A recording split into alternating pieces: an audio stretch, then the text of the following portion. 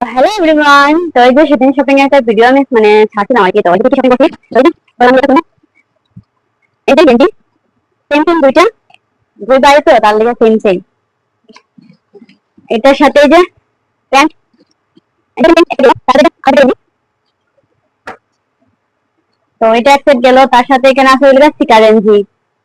তো এটা তারপর নেক্সট এই যে আরেকটা ব্যাগ,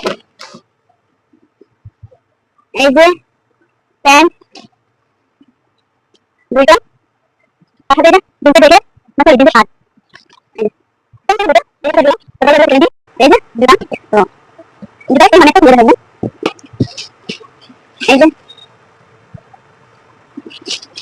তো সেই মিটাই মানে আর কি আছে দুটো।